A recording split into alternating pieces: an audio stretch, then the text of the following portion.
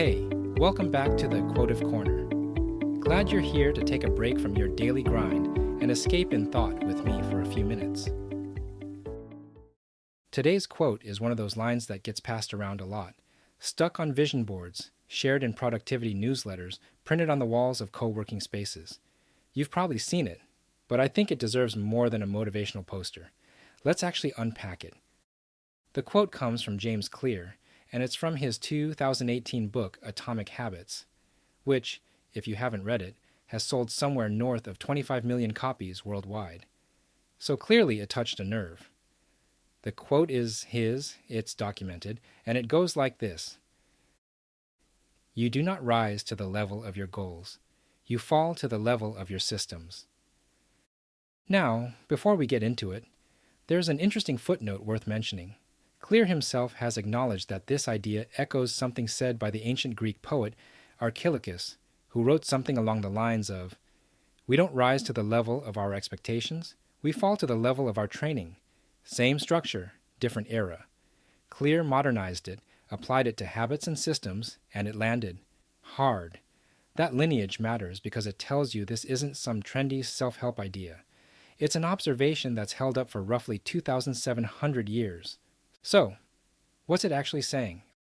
On the surface, it sounds like an argument against goal setting, and I want to push back on that reading right away, because I don't think that's what clear means, and I don't think it's true. Goals matter. They give you direction. They tell you which way to point. But direction alone doesn't move you anywhere. We've talked before about how good judgment develops through examined experience, not just through time passing. This quote lives in similar territory. It's not enough to want something. The question is what you've built around the wanting. That's where systems come in. A system, in Clear's framing, is simply the collection of daily habits and processes that you actually fall back on.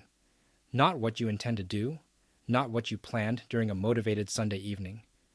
What you actually do, especially when you're tired, distracted, overwhelmed, or just not feeling it, because that moment is the real test. And in that moment, you don't reach up to your goals. You drop down to whatever floor you've built. Think about how this plays out in real life. Two people set the same goal. Let's say, to get in better shape. One person has a gym bag packed the night before, a consistent schedule, a route that takes them past the gym on the way to work, and a realistic plan that doesn't require peak motivation to execute. The other person has a strong intention and a really good reason to follow through. Same goal.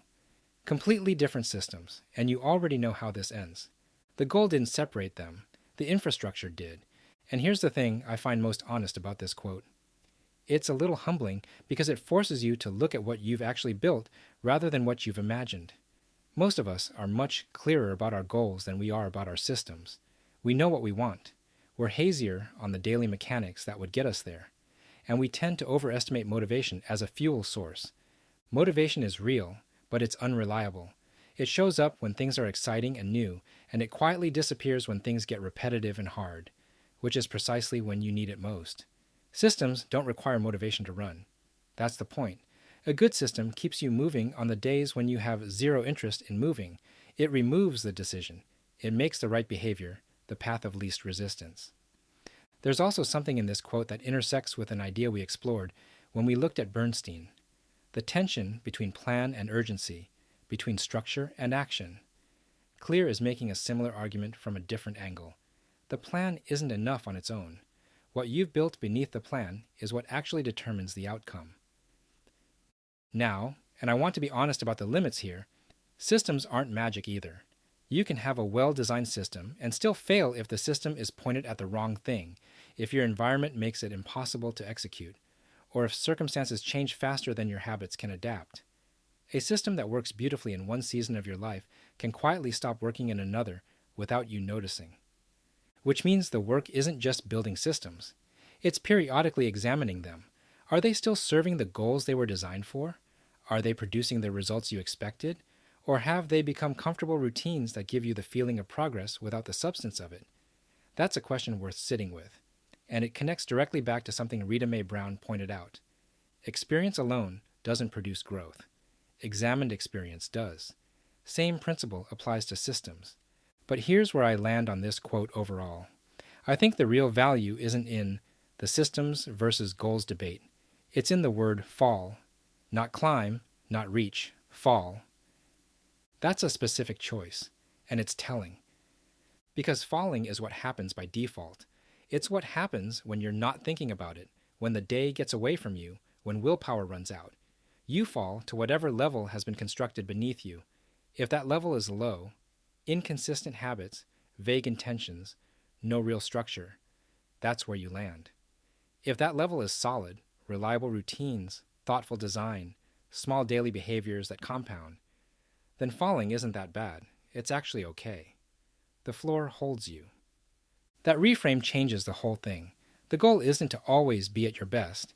It's to make your baseline good enough that even your worst days produce something. And that's genuinely within reach for most people. Not through enormous discipline or radical life overhauls, but through small, deliberate decisions about what your daily default looks like. Build a better floor, and realize that it's okay to fall to it.